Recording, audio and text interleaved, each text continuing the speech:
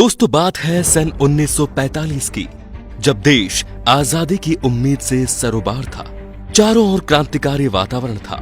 ऐसे में एक गढ़वाली परिवार में जन्म हुआ बेहद ही साधारण से दिखने वाले बच्चे का पूत के पांव पालने में ही नजर आने लगते हैं। पिता आर्मी ब्रिगेडियर थे, तो देशभक्ति के संस्कार खून से ही मिले। कुशाग्र बुद्धि और बहुत कुछ हासिल करने की चाह के चलते 1965 में आईपीएस टॉप करके ही माने।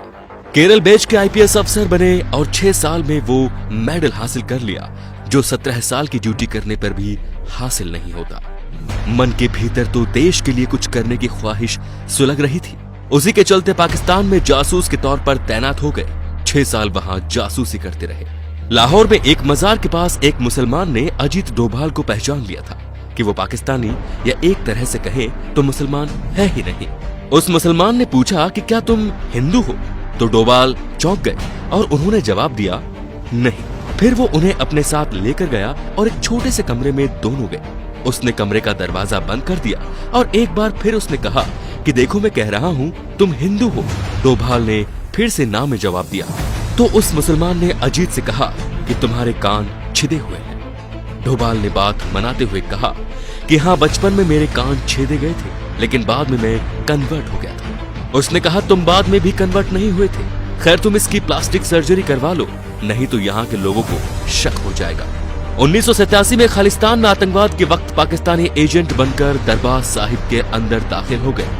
3 दिन तक लगातार आतंकवादी के साथ मिलकर रहे और उनकी सारी जानकारी ली और ऑपरेशन ब्लैक थंडर को अंजाम दिया।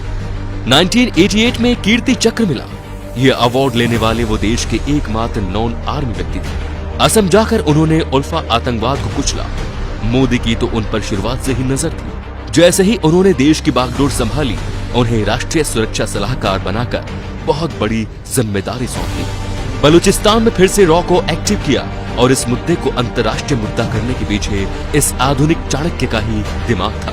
केरल की 45 ईसाई नर्सों को ईरान में आईएसआई ने जब किडनैप कर लिया था, तो वो स्वयं ईरान जाकर बिना किसी नुकसान के उनको वापस लेकर देश आए। मई 2015 की सर्जिकल स्ट्राइक के वक्त तो एक इंसान जान गया कि उनकी अहमियत क्या है, जब म्यांमार से 5 किलोमीटर अंदर घुसकर 50 आतंकवादी को मारने का कारनामा उनकी ही कप्तानी में हुआ था। नागालैंड के आतंकवादियों से ऐतिहासिक डील करवाने वाले और उनसे हथियारों का समर्पण करवाने वाले वही थे।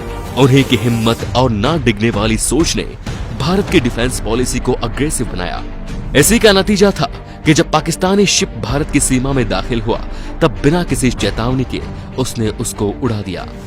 फिर आया इतिहास का वो सबसे बड़ा दिन। दिसंबर 2016 में पाकिस्तान की जमीन पर पहली बार सर्जिकल स्ट्राइक हुई।